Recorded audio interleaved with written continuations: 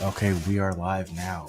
Welcome back. We have Natasha with us again, and we are doing another live podcast. This is something that we haven't done before. Usually we use Zoom. I'm using StreamYard now. We're going to see how this works, and let's just see how it goes. So I know Natasha had sent me some information through the Discord speaking about like a subject that I was interested in, and that comes to like lower level entry workers, like what's going to be required moving forward, and it can't just be just like the manual labor aspect, like the your body. It's going to be a lot more intellect. It's going to be needed even at the lower levels. So like, what are your thoughts on that?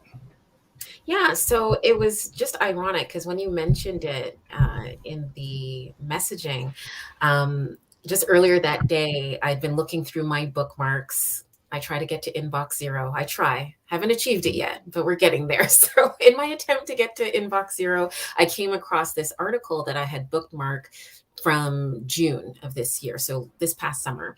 And so it was from McKinsey, and they talked about 56 deltas. So, distinguishing elements of talent, right? They Mm-hmm. figured out the acronym, but that's what a delta is.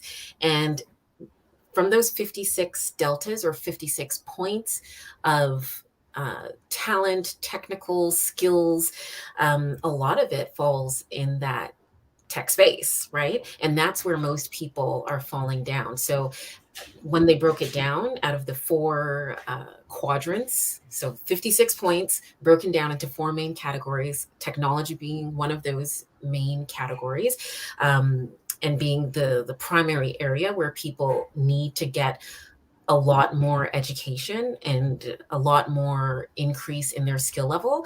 Um, so if you're trying to avoid being a low wage or low earning individual in the future, then Mm-hmm. now's the time to bone up on those skills. And so I'm scrolling to it now. I'm looking at the article and zooming in right on that quadrant, if you can see digital, Mm-hmm. right? So things like cybersecurity literacy, tech translation and enablement, data literacy, smart systems, computational and algorithmic thinking.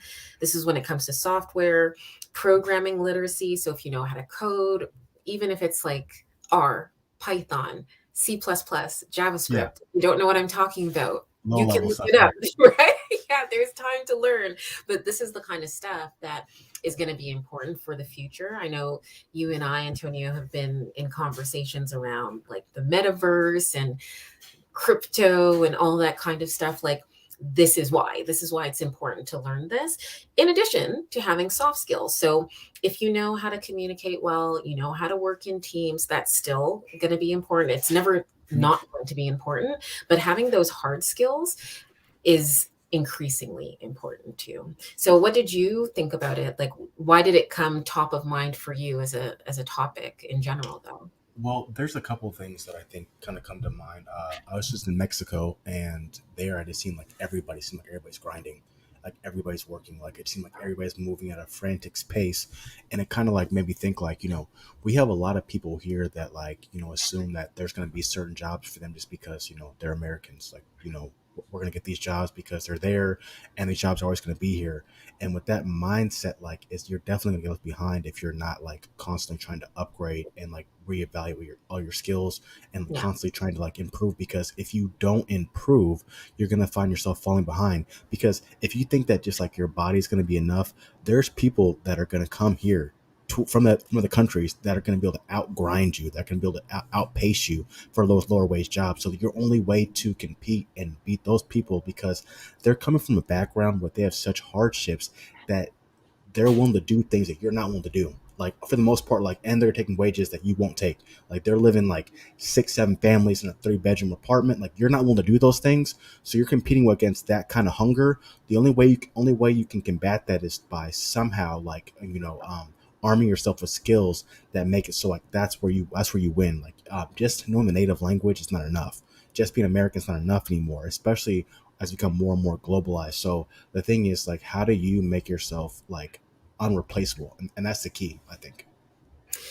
Yeah, I don't know if anyone could be irreplaceable. It's probably even hard to strive for. But if you can be of value to your organization, if you decide to work with a company, a value to your community, if you decide to start your own business or work with a nonprofit organization and be, of a talent or share your talents that way, I think that's definitely important to strive for irreplaceability. That's a grind that I don't know I can do, but I can see where other people might be able to shoot for that. I don't know if I've got the stamina for that though. Now, when I say like irreplaceable, I don't necessarily mean like on like one job, or maybe Mm, kind of more like in the field, like where like if you don't make it this place, you can definitely get a job somewhere else because you have those skills and they're like in high demand. So you're not going to find yourself like begging for a job because you lack those certain skills. If you have the skill set that makes so you're able to go from, okay, I can leave this job and I'm going to find a job fairly easily because I have what's in high demand. That's what kind of mean yeah, like irreplaceable, as far as like not necessarily staying in one company for like 30 years, but if you do find yourself unemployed, that you're able to just kind of bounce right back. You know what I mean? yeah. Because you do have the skills that are in demand. That's what I kind of mean by irreplaceable as far as like in your job field.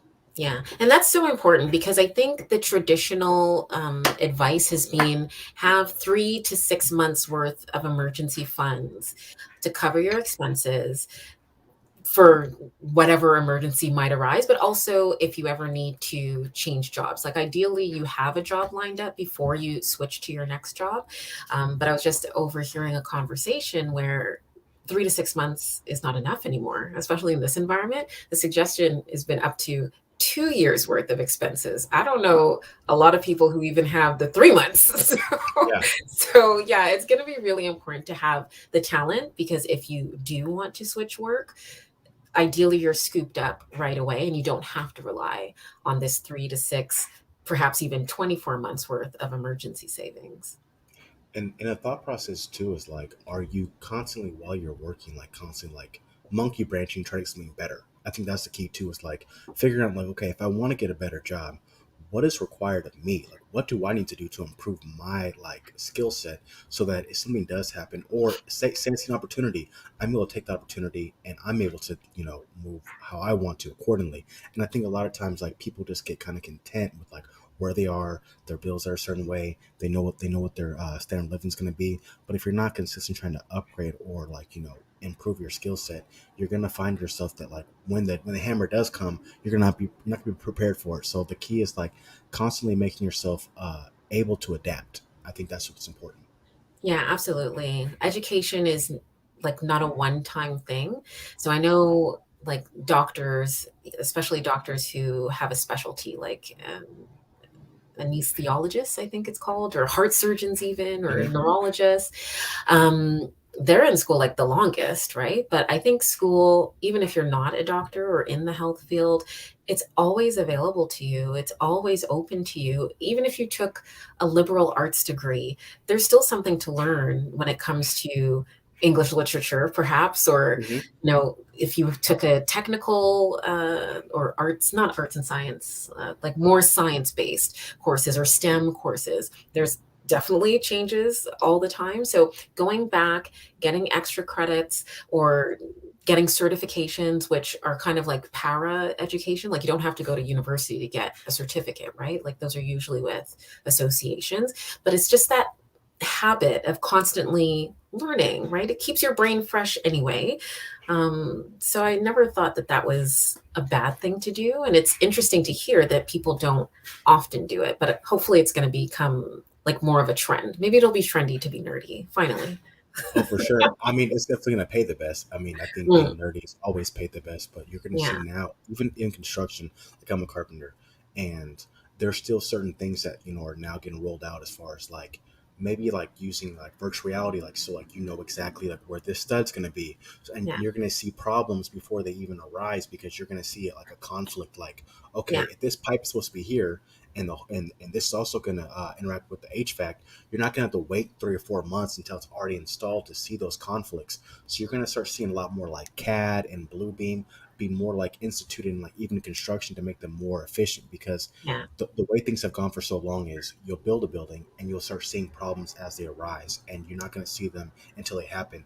And then you have to send an RFI, which is like you have to contact the architect or engineer and figure, okay, if we remove this, will it affect the structural integrity of the building? And so the question Yeah. is like, and now you might find yourself waiting 2 and 3 months, and now you're halting production. Now you might push back the point where you get the keys to the owner. So you're falling behind, and that's going to cost you money. So the key is finding these conflicts before they happen. And I can definitely see like where you have like the metaverse, being able to put a pair of virtual reality glasses on and seeing the mistakes while they're happening, or Yeah. seeing exactly where to put things, because so you know exactly, okay, this wall goes here, and you know exactly where it is, and they can cut everything already to size and just put it in Mm. and install. So you're definitely going to see even more fields where it seems like it's just more manual labor.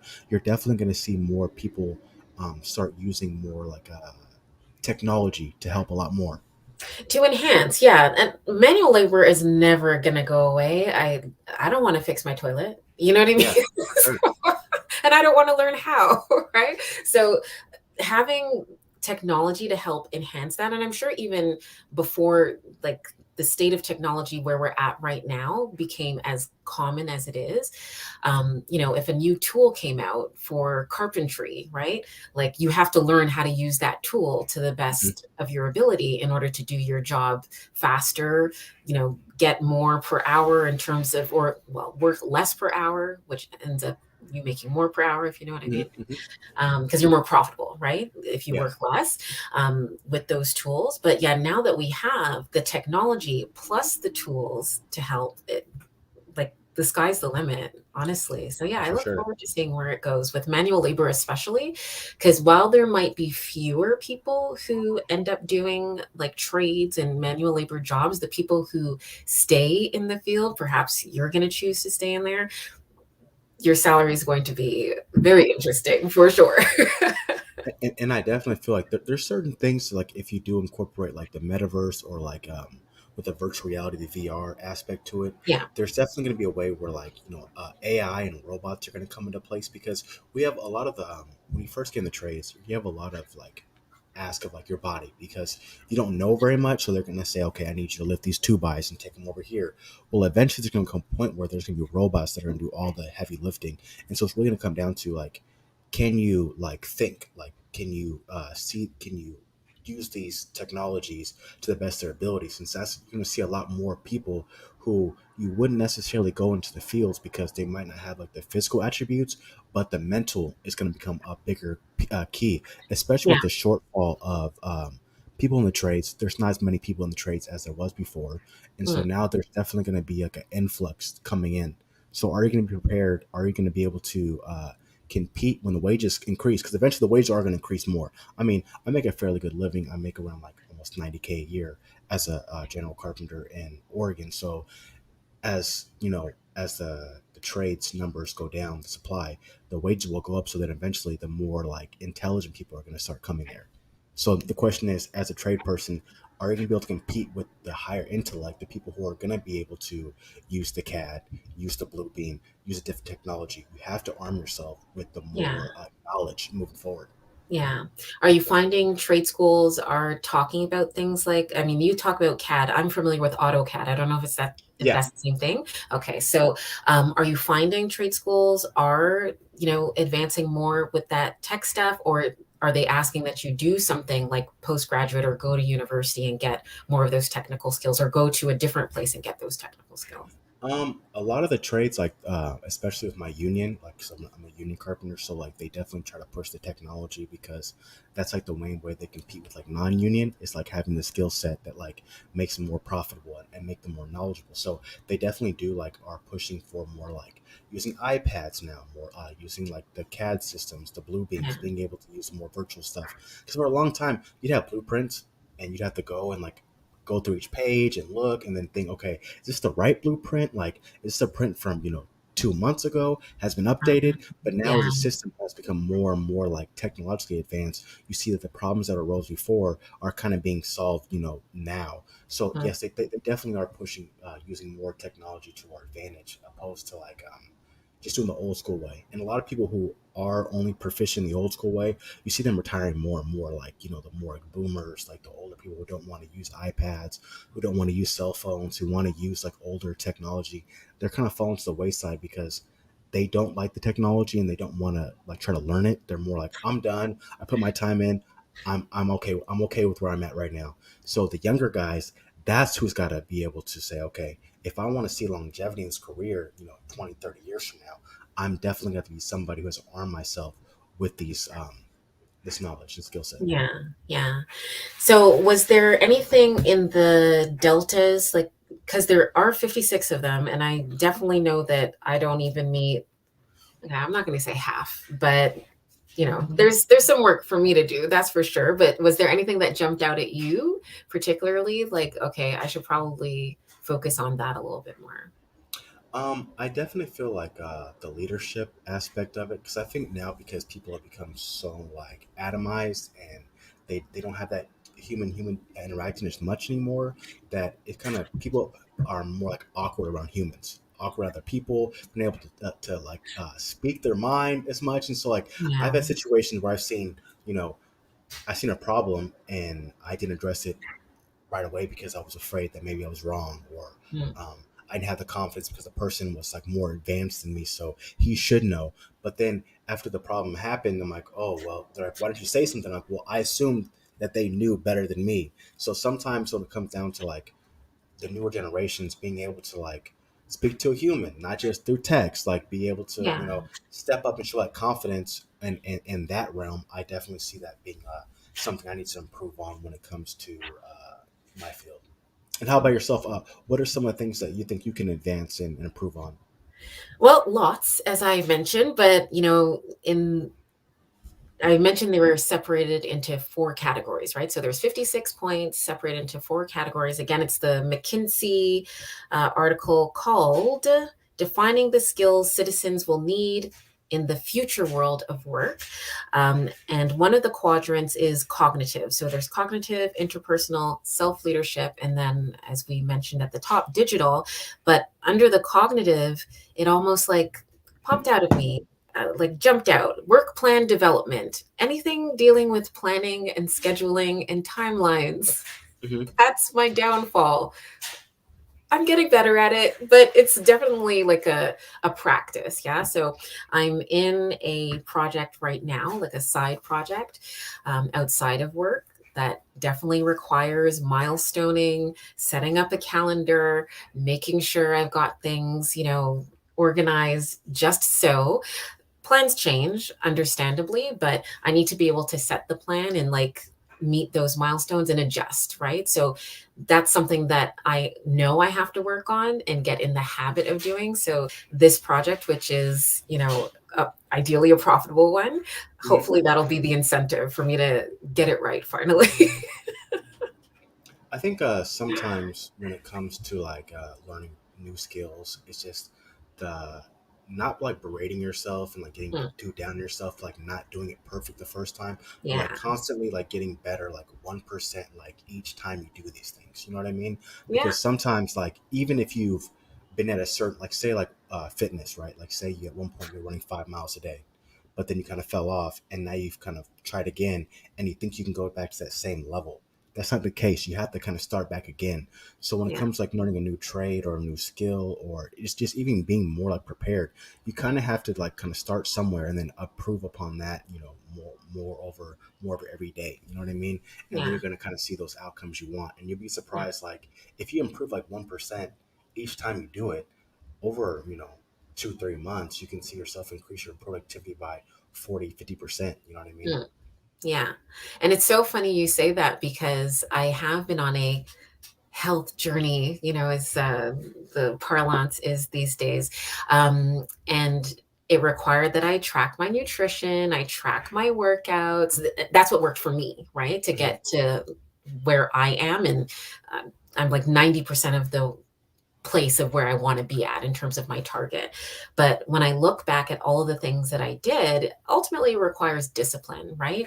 And that 1% better every day, or one extra step every day. And I realized to myself, I think it was like a month or two ago, it's like, imagine if I could take what I've learned so far on this health journey and apply it to my business journey and business acumen, right? Because the principles aren't that much different, right? Just like you said, just do a little bit more, try it again, keep on going. So yeah, I'm trying to put that mentality in my head and fix it in there. And so you saying that just now is kind of like an extra glue to fix Yeah, it in there. So thank you. Yeah. just making those connections.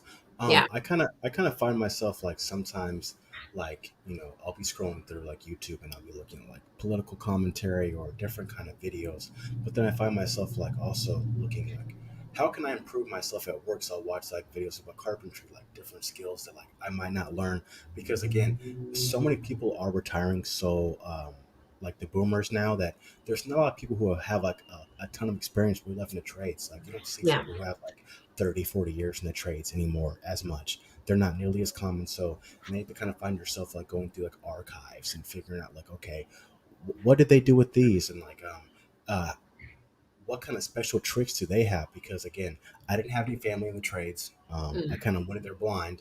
So everything that I'm learning is kind of like all like at the job. So anytime you can take, your downtime and improve yourself, I think that's important also. Like, we have Instagram, we have Facebook, we have Reddit, we have all these different sites that kind of like suck up all your time. But if you don't kind of see any kind of benefit, like what exactly are you doing that is going to like improve yourself? Yeah. Whether Yeah. you're learning how to like better your YouTube channel, learning how to do like better edits, like there's a lot of things you can do that can help you improve yourself, besides just like wasting time like liking someone likes pictures of you know, their bed. You know what I Yeah. mean? Yeah. One of the reasons why I went to do this inbox zero exercise was last month I on YouTube, because I don't do a lot of social media in general, but on YouTube, I had decided last month to get rid of all the fashion and makeup channels. I have very few channels on my YouTube now. So right now, all of my subscriptions are either fitness or finance, right? So it used to be fitness and fashion. So now they're fitness and finance. And when it came to my email, as I was doing it over the past weekend or so, or the past few days, I wanted to not add, but delete again. So again, in my inbox, it was deleting all of the promotions that were for all the clothing, retailers, shoe companies, all that kind of stuff. And then there you go. This particular article from the summer kind of just surfaced, right? It wasn't that it surfaced, it was buried under all of the promotional stuff that I had also in my inbox, right? So sometimes it's really just focusing on what matters and what's important. Doesn't mean you have to get rid of your social media if that's important to you. I'm not on Instagram, for example, but I'm sure there's business influencers on there as well. If that's what you're interested in, I'm sure there's finance people on there as well, or tech people, or whatever it is that's going to help benefit your life, dear listener, dear watcher. It's also on Instagram, right? So it doesn't have to just be fun and frivolous, time wasting stuff that you're doing on there for sure.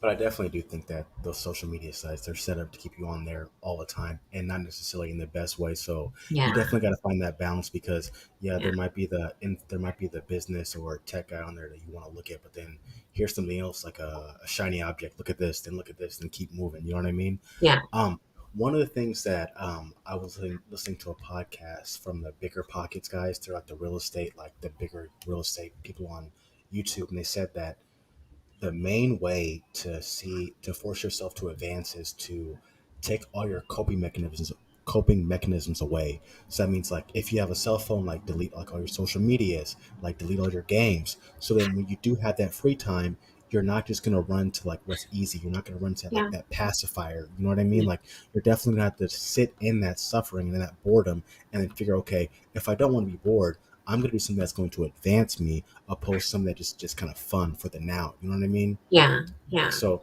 that's like catching up on the articles that you haven't read, like going on the YouTube and being like intentional. Okay, I'm gonna spend this time trying to figure out like something I don't know about my craft, or different information that I might not have gained before, instead of just going for like what's like the pretty much the junk food of the technology or the Yeah. social media.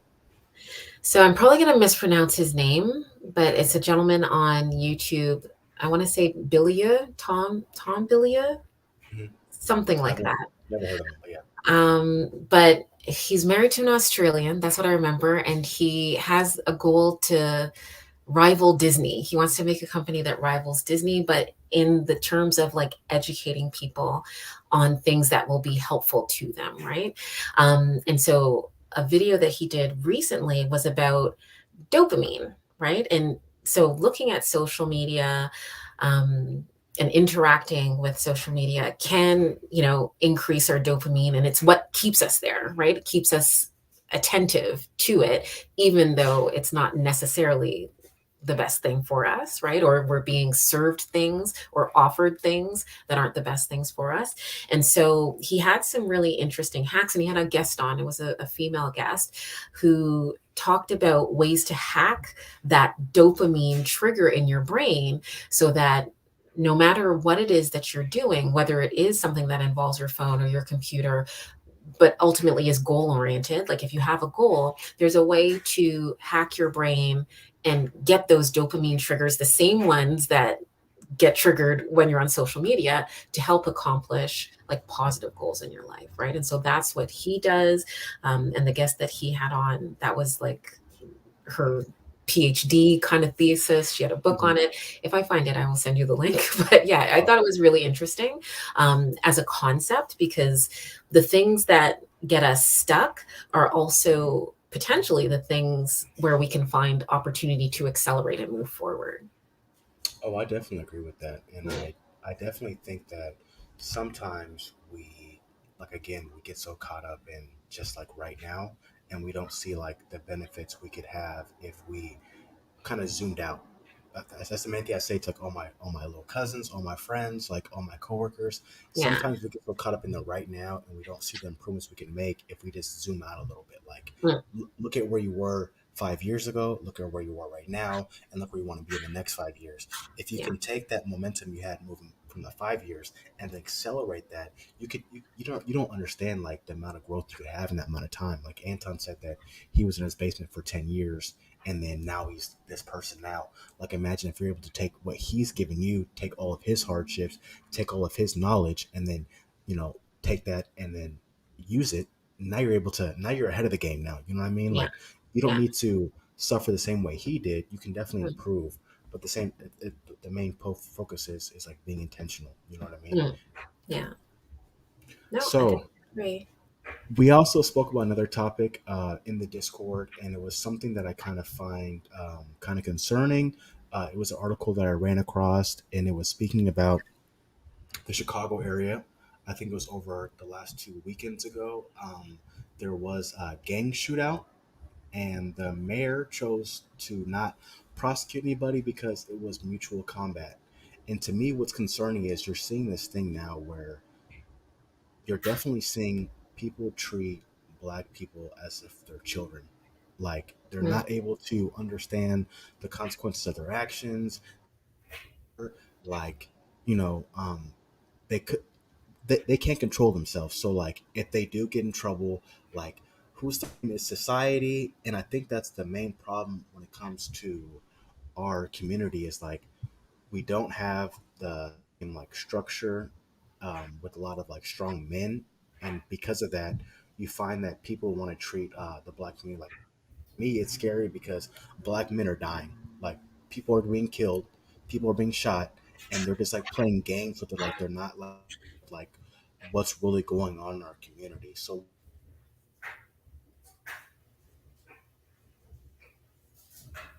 we lost you for a little. I don't know if you can hear me. Oh,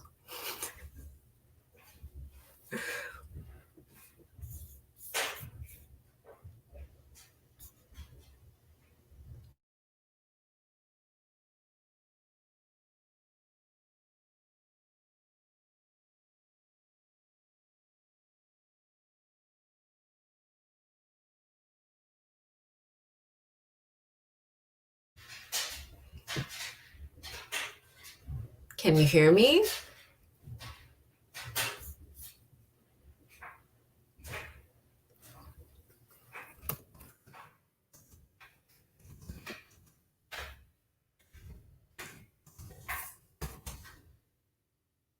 Da, da, da, da, da, da, da, da, da. That's me making noise to see if you can hear me.